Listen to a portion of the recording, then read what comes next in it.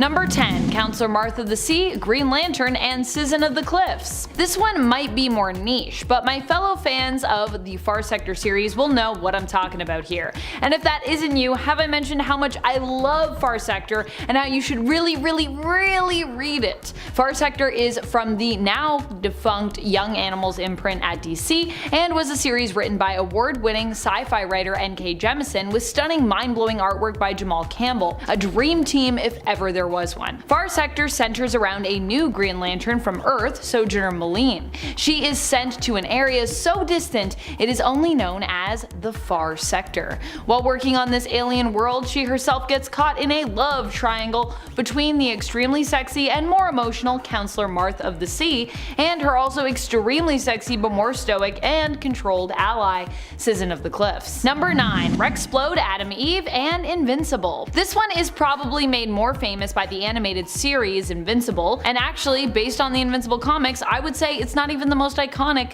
love triangle from the series, the comic series itself, but it is one more people are familiar with based on the fact that more people have definitely watched the Invincible animated series at this point probably than read the comics. At least I think so. I'd be surprised if that wasn't true, because for a while the animated series was pretty mainstream, and hopefully it will become mainstream again in the future when we get our season 2, whenever that drops, whenever that happens. I'm sure it's coming. Rexplode is the boyfriend of Samantha Wilkins, more commonly known by her superhero name Adam Eve. Eve, however, after meeting Mark, aka Invincible, definitely seems to connect with him and have maybe some feelings for him. When Rex cheats on Eve, she ends up breaking up with him, and while season 1 of the animated series doesn't really cement their relationship as Mark himself has found a girlfriend in Amber, similar to the comic series, the animated series features love triangles on top of love triangles really, and we know eventually Mark and Eve are going to get together because that's just how it goes. Number 8. Phantom X, Psylocke, and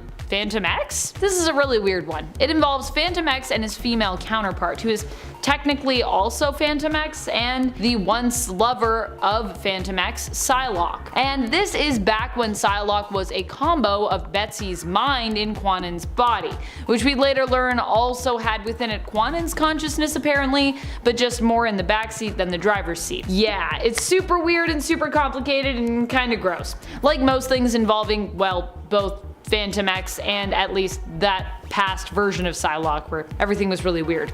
At one point, Phantom X was even jealous of his own female self's relationship with Psylocke, which is super weird and confusing, being jealous of yourself. Number 7. Maggie, Sawyer, Batwoman, and Nocturna. Unfortunately, a lot of people know about the weirdness that is this love triangle. While Maggie Sawyer is often known for being the longtime true love of Kate Kane, when these two were right about to get married after being engaged, plans changed for them. Instead, Batwoman ended up with Nocturna for a while and became a kind of vampire, with lines of consent between Nocturna and her being severely crossed. Hence why I say unfortunately this is a love triangle that is fairly well known. It was a controversial choice in the comics and a relationship that a lot of people were not fans of because it felt like Kate was kind of being preyed on by Nocturna and had been forced to leave a fulfilling relationship by DC's creative management simply to prevent her queer marriage to Maggie, which a lot of people were like, why did you do that? DC claimed they had their reasons and it didn't have to do with the fact they didn't want Kate to get married to Maggie, but we have our doubts. Number 6. Black Canary, Green Arrow, and Batman. This one is from a previous continuity, and because it's older,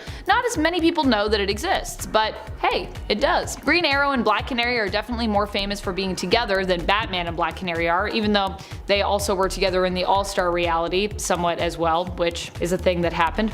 But did you know that even in a main continuity story, Black Canary actually considered leaving Ollie for Batman? It's true. At the time, Black Canary was doubting if she really wanted to be with Green Arrow, and at that time, Batman was basically there for her. But ultimately, when push came to shove, and Batman and Green Arrow were kinda like somewhat pitted against one another for Black Canary's affections, more Green Arrow pitted against Batman than the other way around, she decided to stay with her would-be mainstay, Oliver Queen. Number 5. Jean Grey, Cyclops, and Emma Frost. Probably not the most iconic love triangle featuring Jean and Psych, but definitely getting up there in popularity and notoriety is the awkward romance that exists between Jean and Psych and Emma. It's just a big beautiful mess. Jean Grey and Cyclops were married when Cyclops started seeing Emma Frost psychically. What can I say? The man has a thing for psychic mutant ladies. It's kind of his thing. The really weird thing though was that Emma was actually trying to help Cyclops, seemingly with kind of like psychic therapy, role-playing as Jean in Cyclops' mind to allow him to feel closer to his wife, who at the time he felt very distant from.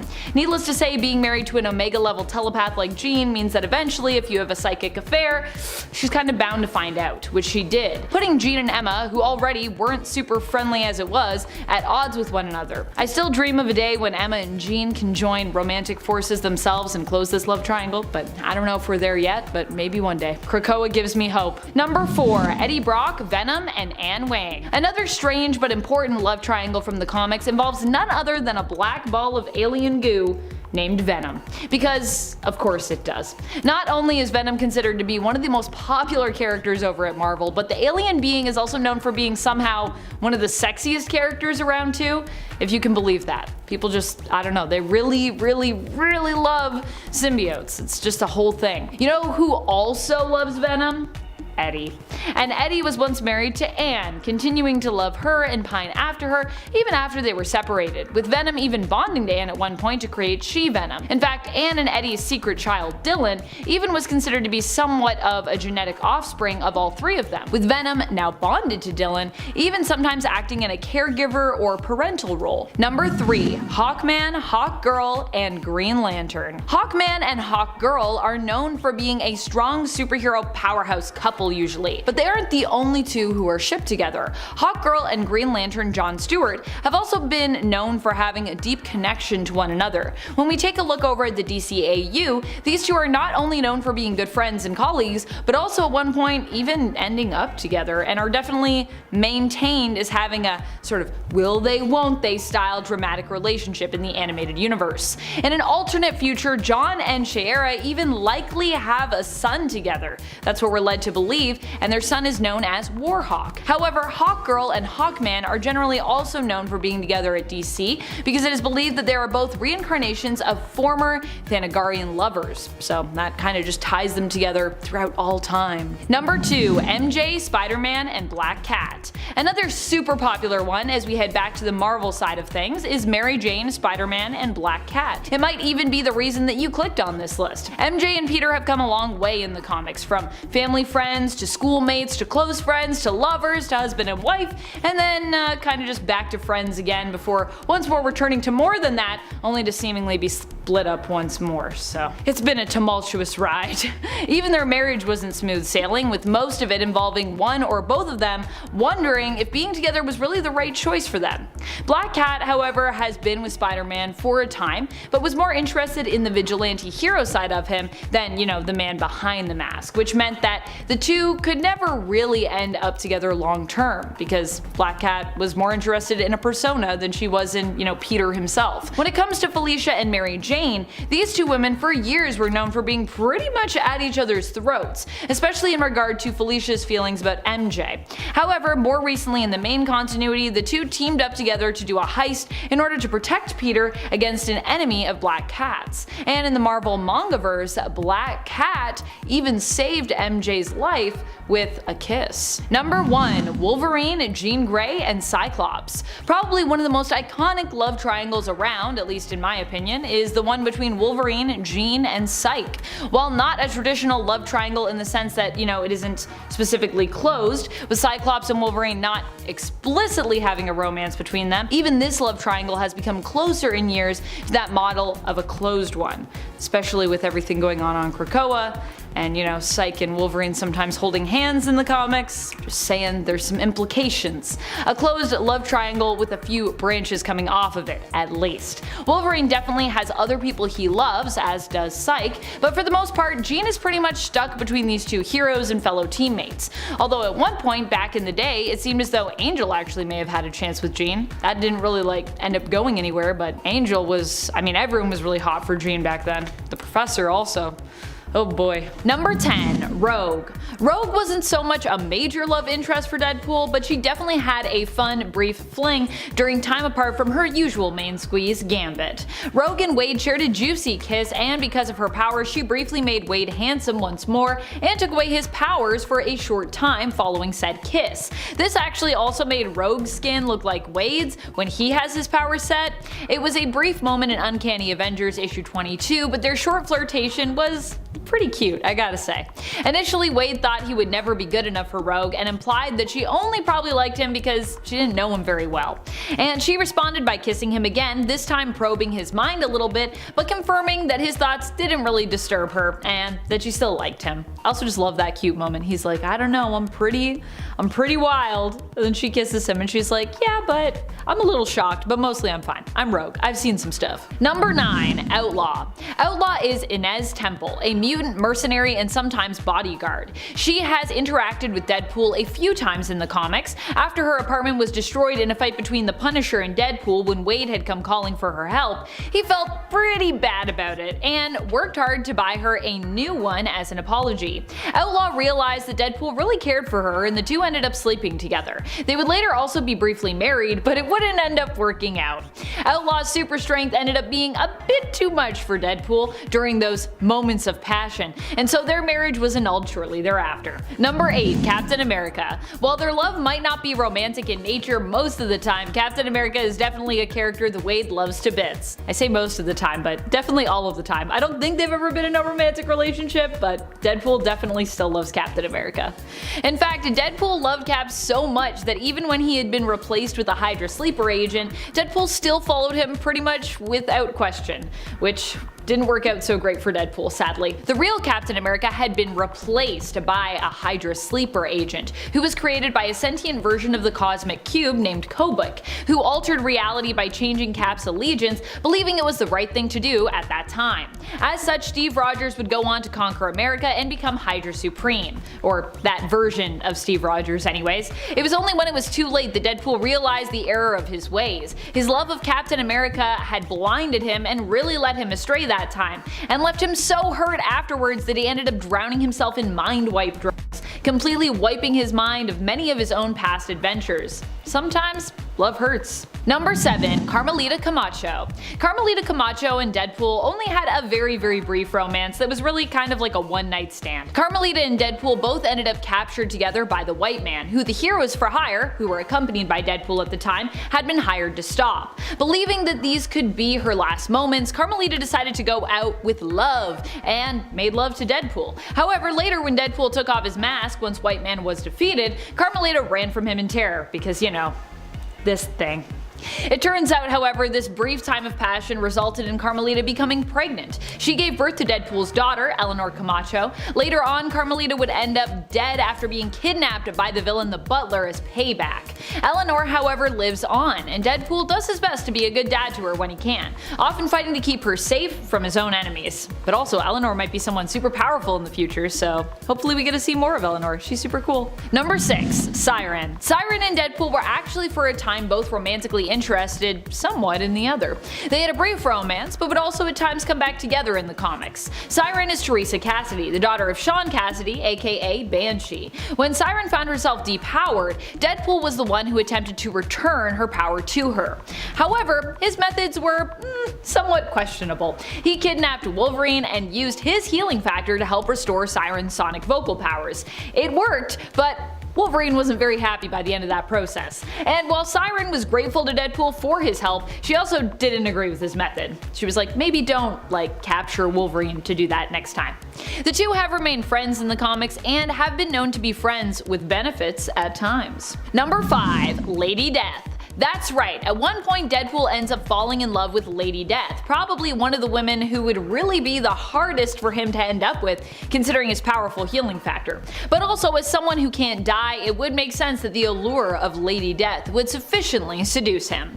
The really wild thing is that Lady Death was also super into Deadpool and wanted to be with him romantically. Unfortunately, Thanos became quite jealous of Deadpool's relationship with his ultimate crush. In order to keep the two apart, Thanos reversed Deadpool with immortality. So now not only did Deadpool have an impossibly high healing factor, which generally made him dying highly improbable, but now, with immortality, it was virtually impossible for Deadpool to perish. Eventually, Deadpool would regain his mortality and would also at one point use his connection to death to convince her to restore the concept of mortality to the world after it had been taken away. Number 4. Copycat. Well, you might think you know Vanessa from the Deadpool movies. In the comics, Vanessa Carlisle is quite a bit different than her cinematic counterpart. She is the mutant mercenary known as Copycat. In the comics, her mutant power allows her to perfectly replicate the appearance, personality, and even DNA of any other humanoid being.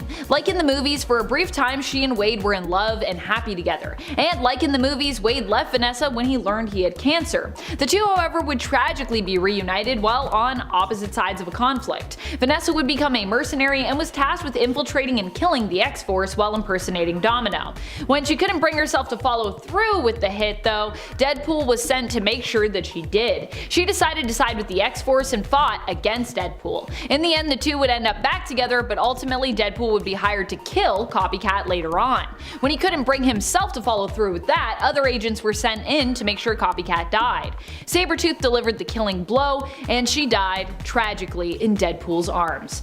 Or so it would seem. She'd later show up alive and well without explanation in the comics, still seemingly possessing her mutant powers somehow. Who knows what happened? I don't know if we know that yet, but she's alive again, and I'm sure one day we'll find out what happened. Number 3. Shikla. Shikla was actually the wife of Deadpool for a time. He was hired to bring her to Dracula, who she was actually supposed to marry, but along the way, she fell in love with Deadpool.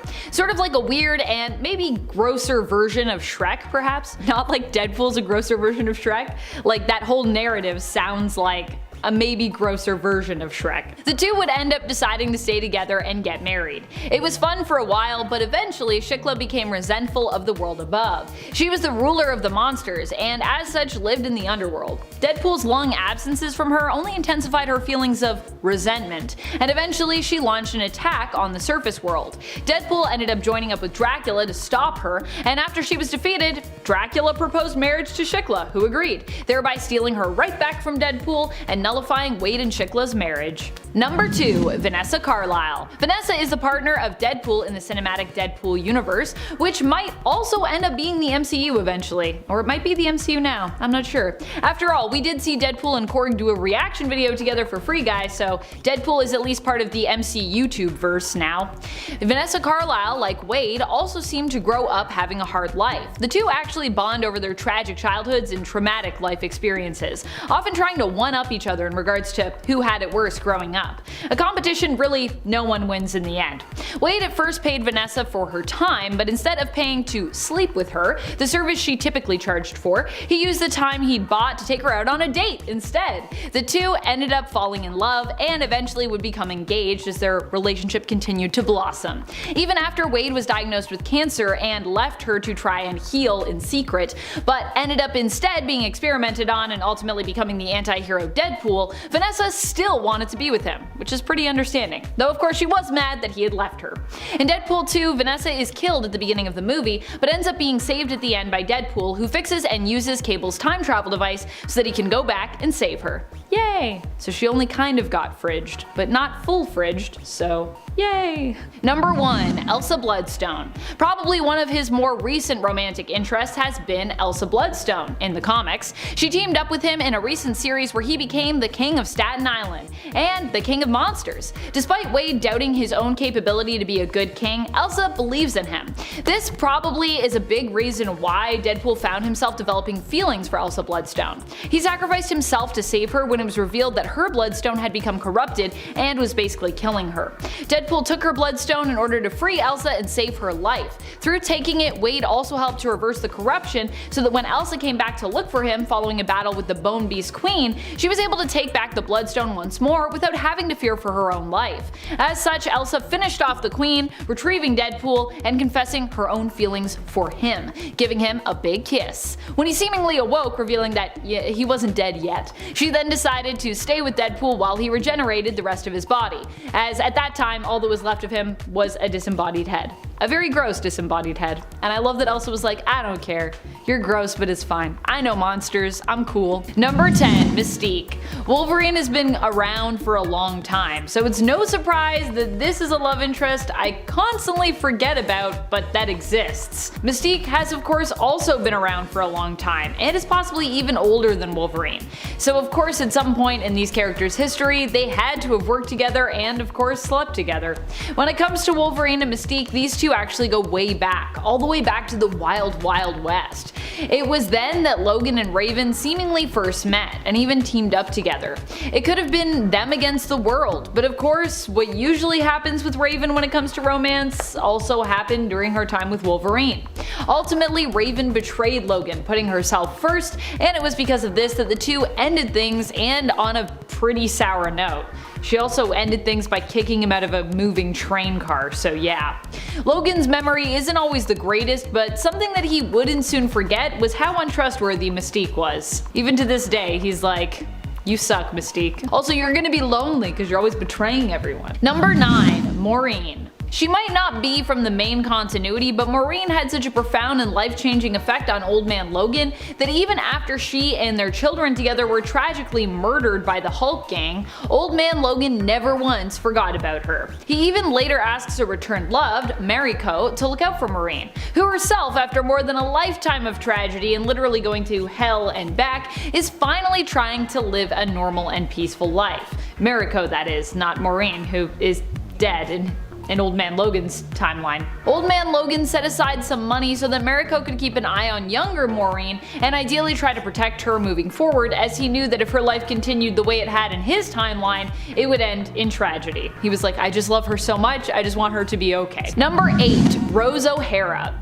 Rose was Wolverine's first love, and for most of his life was seemingly unrequited. In the Marvel Noir universe, she is also one of his main love interests. Rose is probably the reason why Wolverine tends to have a thing for redheads actually, although that might be a foggier part of his memory and he might not always remember that. Honestly, at this point, I'm surprised that Logan can even remember what day it is or what his phone number is without having it written down somewhere. That's just how much he's had his brain and his memories scrambled.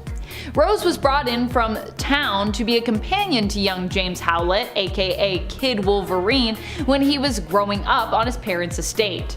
Also, just to be clear, he wasn't known as Kid Wolverine, but you know, we know him as Wolverine now, so he was a kid. You know what I'm saying. Rose was also tasked with looking after James, as he was known for being a weak and often sickly child. Rose died tragically when she ended up trying to get involved in a fight between Logan and his childhood rival, who had returned years later, Dog. It was implied then, as she lay dying, that she perhaps also did have feelings for James at some point. Wow, what a time to find that out. Unlike many of Wolverine's other love interests, Rose has not yet returned from the dead. At least, not yet, anyways. Maybe later, who knows. A lot of them do, a lot of them come back to life. Number 7, Yukio. Yukio has been both a lover and a friend to Wolverine, as well as acted as the adopted mother of his adopted daughter, Emiko.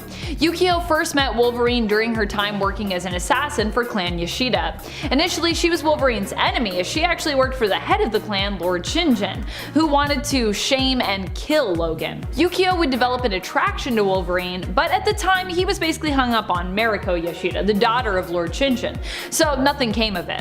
However, it was because of her feelings for Wolverine that Yukio would ultimately decide to help save Mariko's life later on, despite the fact that Mariko was kinda like her romantic rival for Logan's affections. Yukio is also known for being close friends with Storm and a possibly implied romantic interest of Aurora's as well. At least that's how I see it. I feel like maybe not everybody sees those implications.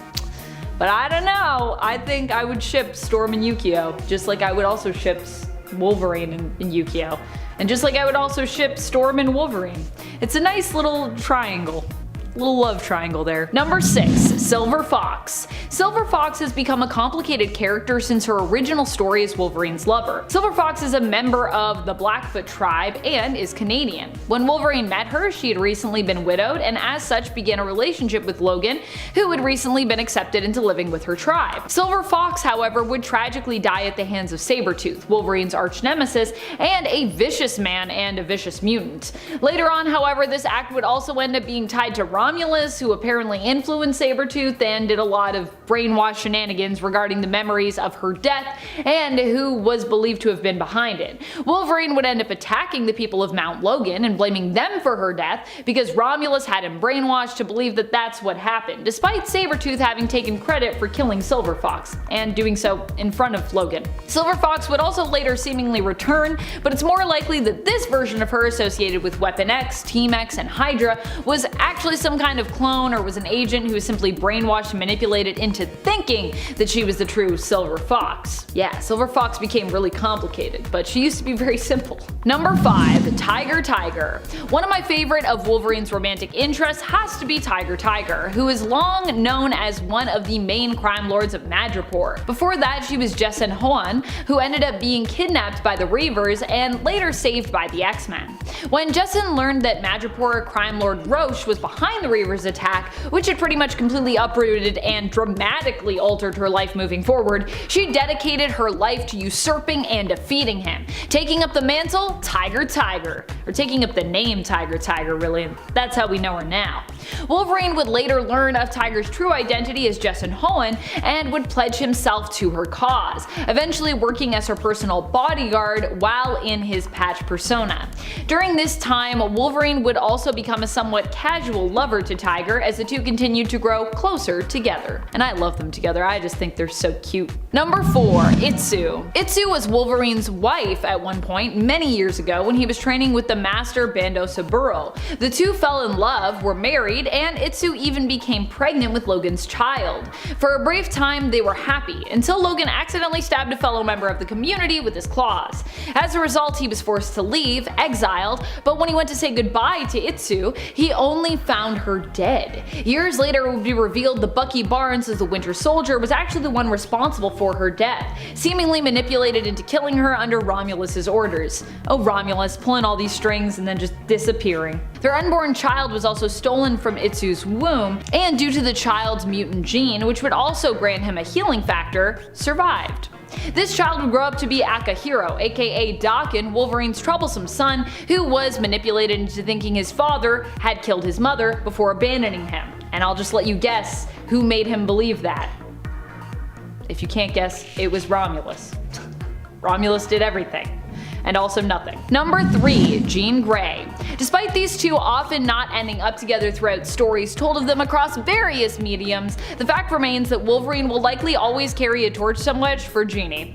Jean Grey and Wolverine are generally both never in the right place to end up together, and oftentimes their love story, if they do end up having one in whichever canon or narrative that we're talking about here, ends up being tainted with tragedy. The fact remains, however, that both Logan and Jean often count on one another to do what's right, and even turn to one another when they need someone to lean on in a time of need. Even when Jean is dead, Wolverine still has been known to fight for her honor, and when she has been alive, Wolverine has also been the one to kill her more than once. Needless to say, their relationship is way more than complicated. Number 2. Mariko Yoshida. At this point, Mariko has had a long and somewhat convoluted story, but initially in the comics she was simply the daughter of Japanese crime lord Shinjin Harada, who ruled over Clan Yoshida. Mariko would end up meeting Wolverine when the X-Men asked her brother, the mutant Sunfire, for help. While initially kinda scared of Wolverine, eventually the two would fall for one another, both admiring the differences of the other and also sharing a sense of kindness. Mariko would end up forcibly married off by her father and in a relationship where she was pretty badly mistreated. However, she felt compelled to stay in that marriage due to a sense of honor to her family. Eventually, however, Mariko would become free again and would even take over as the leader of Clan Yoshida in her father's place. For a time, her and Wolverine were engaged, with her not wanting to be married until she had removed all the criminal ties from her family. In the end, however, Mariko would die in a criminal gang war before she could end up marrying Logan. Mariko ended up poisoned, and Logan helped her death to be less painful at Mariko's behest by making it a lot more brief. Logan would punish her killer by visiting him every year and slicing off a piece of him until he died. This wouldn't be the end of Mariko's story though, as she would continue to pop up as the forced tormentor of Wolverine in Hell, and later resurrected as Gorgon's Scarlet Samurai. Basically another lover that we just couldn't leave dead, because yeah. I also love when Wolverine comes to Hell and is like, alright, I'll free you though, Mariko, and she's like, nah, I'm good. Just remember me as I was. I don't want to go back. Like what? They could have had a happy ending there. Oh well. Number 1. Storm. Storm has always been a close friend of Wolverine's and is sometimes known for being his romantic partner as well, especially more recently in the comics. Depending on the reality we're talking about, there have also been universes where these two are firmly cemented as a romantic couple. Even in modern comics, with all the history they have shared as teammates, close friends, and romantic interests, these two's chemistry still manages to surface, and even today, they get pretty awesome flirty moments written in for them. Like during the Ten of Swords Otherworld tournament when the two faced off in a drinking contest against one another. The best thing about that, too, was that they both held their own and proved they could match each other. That's the thing about Storm and Wolverine. Both are incredibly strong, both as superheroes and as individuals, which is just a small part of why they work so well together. They're very, like, evenly matched, which I like. And at 10, Tina McGee. Tina McGee was a scientist who worked at Star Labs and a friend of Barry Allen in the 90s television series. Basically, for those of you who watch the current series, she was this show's Caitlin Snow. She helped Barry Allen deal with his super speed powers, eventually by giving him a special suit that was modified into a superhero costume when Barry became the Flash. This version of the character is exclusive to the continuity of the television series The Flash and is an adaptation of Tina McGee. The original character was created by Mike Baron and Jackson Geis and first appeared in The Flash Volume 2 number 3 and was played by Amanda Pays, who plays Christina McGee on the current CW Flash as well, which I personally think is a great reference. In the Crisis on Infinite Earths crossover, however, John Wesley Shipp Jr. reprises his role as Barry Allen from that 90s series once more, as he did in the previous crossover Elseworlds, to bring this character's story to a close. When sacrificing himself on the antimatter cannon's treadmill, it's revealed that this version of Barry went on to marry this version of Tina McGee. And at 9, Linda Park. A tragic tale. An instant before the Flashpoint altered reality, Linda's children, Jay and Irie West, were sucked into the dark multiverse by a tide of dark matter. Wally attempted to save them, but was too late. Dr. Manhattan removed 10 years from the history of DC, which included all of Linda's relationships with Wally and Jay and Irie's birth. Linda's memories of her family were erased while Wally was trapped in the Speed Force. When Wally was able to briefly escape the Speed Force, he tried to get to Linda, his lightning rod, to remember him so that he could permanently escape, but she couldn't and thus was pulled back in. Wally was eventually able to leave the Speed Force for good though with the help of his mentor and uncle Barry Allen. He reunited with his old friends the Titans, where he found he was able to restore their memories of him with a touch, but that Linda was mysteriously immune to this. And at 8, Emiko Queen. Emiko Queen is the current Red Arrow, a master archer and a vigilante who runs around wielding a bow. She is the Green Arrow's half-sister and partner, well, like vigilante partner. And she is also the assassin Shadow's daughter. Emiko was born to Robert Queen and Shadow on Starfish Island. However, as a baby, she was kidnapped by her father's protege turned enemy Simon LaCroix. Not the dude who invented the soda though. Better known as Komodo. LaCroix would train Emiko for years with the Outsiders Arrow clan, leading her to believe that he was her father. After Robin had offered for her to join the team, Emiko agreed to join on the condition that if her team does not convince her, she can leave. The team formed by Robin, Kid Flash, Jin, Roadhouse, and Crush had no training, but Emiko saw potential in them and decided to stay as Robin's right hand. This is where Wally would develop a slight crush on her despite her having a crush on Nightwing. After their encounter with Deathstroke goes awry though, leading her to kill the assassin, Emiko leaves the team. And at 7, Raven. Raven is the daughter and herald of the demon Trigon and a member of the Teen Titans. The woman later known as Raven was born to the demon Trigon, a demonic entity who had conquered many worlds and fathered many sons. However, this was his first and so far only daughter. Trigon murdered the women who birthed his sons, however he allowed this daughter's mother to live, believing that his daughter needed to be raised by a human in order to help her reshape the underrealms in his image. For some reason. Afraid of what Trigon had in store for their daughter, Raven's mother took her and fled to the dimension of Azarath, which was beyond Trigon's reach, where she named her child Rachel. But over time, the monks of the realm trained Rachel to control her powers and overcome her father's influence. And at 6, Mina Dewan. Mina Dewan was a Star Labs scientist who was struck during the Speed Force storm in Central City, giving her superhuman speed. As Fast Track, she worked with the Flash to train a new generation of speedsters to use their powers at Star Labs. After the Speed Force storm on Central City, Dewan was appointed the director of the new Speed Force testing center in Star Labs. When the Flash in August came to visit, she revealed that she had also been struck by lightning during the Speed Force storm and had gotten similar powers. She started working with the Flash to train a new generation of speedsters. She took on the name of Fast Track, and after talking to the Flash and training the speedster Avery Ho, they ran into Iron Heights to check on 3 speedsters the Flash and August had apprehended. When there, they found August injured on the floor, and the other speedsters slaughtered on the ground, having gotten their speed taken from them. August told them that it was all Godspeed's work. I am the god of speed. Halfway through and in number 5, Jesse Wells.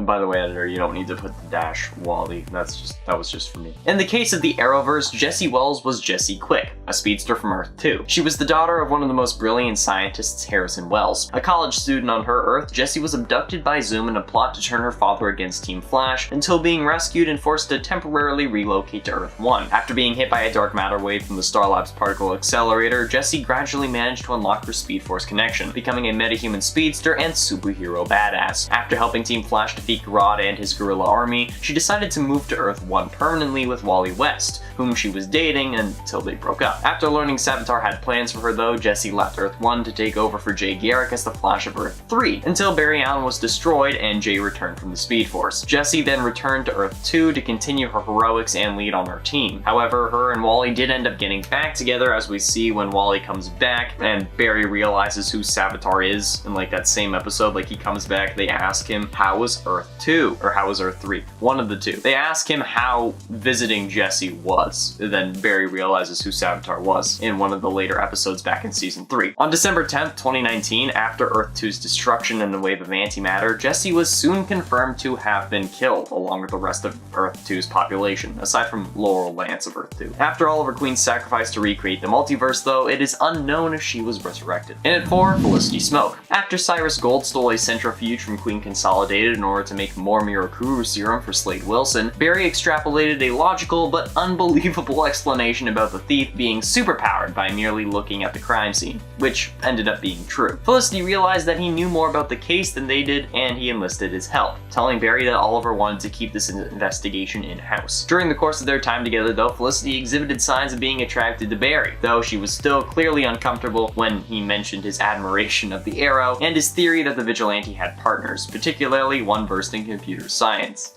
You know, it was her. Barry seemed to like her back, and though he was briefly surprised to learn that Felicity spent her nights with Oliver, even though at the time it was due to them working together as vigilantes, they still kissed after she helped him on a case while he was the street. But they decided it was better not to date because they were pining after the people they'd eventually marry. Well, they didn't know that they were gonna marry them, but they were still pining after people they couldn't have at the time, so they're like, yeah, no, let's not do this. And at 3, Jessica Cruz. Jessica Cruz inherited the ring of the Crime Syndicate's Power Ring, becoming the new Power Ring briefly before becoming another Green Lantern of Earth. After getting taken over by a Yellow Lantern ring, she was able to fight off the influence, allying herself with the Justice League. The Flash called in Hal Jordan, Earth's first Green Lantern, to teach Jessica how to stay in control of her Yellow Lantern ring. But with Hal's help, Jessica mastered the use of the former ring. When Grail summoned the Black Razor, the new god of death, to kill the Flash, Jessica maintained enough control of her body to jump in the path of the Black Razor and seemingly kill herself to save the Flash. The Black Razor though managed to kill the entity in her ring, controlling her,